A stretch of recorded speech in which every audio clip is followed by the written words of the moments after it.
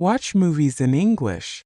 Watching series on Netflix might not exactly improve your debating skills or formal register, but it helps you to understand the language better, get used to colloquial, conversational forms of English, and implicitly get a feeling for the language. Also, you could try to pick out words that sound highly informal and look up their more scholarly counterparts. Of course, there is also a plethora of documentaries, Try Anything by David Attenborough to start you off, to be found online as well.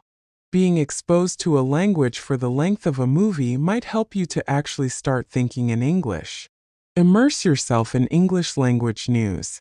Try to sample a broad range of English language newspapers, including broadsheets as well as magazines and tabloids. As well as helping you keep up to date with current affairs, this range of news sources will also expand your vocabulary. Another advantage is that you will also become more comfortable with how words are spelt and the contexts in which they are used. Start a vocabulary book of useful words. Either in a notebook or on your computer, start making a list of useful words and phrases. Every time you hear or see a word you're not familiar with, note it down. Don't only focus on the word itself, but search for synonyms and phrases in which it's used. After all, you might understand what words such as precedence or tantalizing mean, but do you know how to use them accurately? Have conversations in English. As helpful as listening and reading tasks may be, you also need to use English interactively and practice your own speaking skills. If you're lucky, you'll be friends with a few native speakers who can help you out, but if not, then try to meet up with someone else studying English. Another option is to talk to yourself in the mirror or record yourself. Listening to the sound of your own voice might be a little bit awkward at first, but you will be able to hear mistakes of which you weren't previously aware. Practice, practice, practice. Let's face it, academic phrases won't just fall from heaven and straight into your brain. Even if your English is already quite good, don't be complacent and underestimate stressful factors such as the time pressure in an exam. You still have to practice, no matter how much time you have left before your big day. Try coming up with a word of the day, and then try to employ it as often as possible.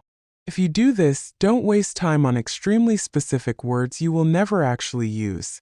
Instead, focus on conversational English which is likely to be relevant in the exam. Curiosity doesn't always kill the cat. In order to improve rapidly, you should ask a lot of questions and resolve them. Don't just read phrases. Ask why they are used in a particular way, whether other constructions are possible as well, and don't trust everything you read online. Of course, it is tempting to be content with the first answer that pops up on Google, but you'll find more rewards if you show a bit of curiosity. Don't forget to have fun while you learn. If studying the English language only feels like a burden, it will seem tedious and you won't perform as well. This is why it's important to stay motivated and enjoy the experience of learning a new language. Find ways to add entertainment into your studies, such as playing word games with friends that will boost your critical thinking skills. Obviously, learning a new language is a long-term project and you can't start from zero and write an academic paper a week later. But when building on a decent foundation, you can achieve great results quickly if you devote yourself intensely.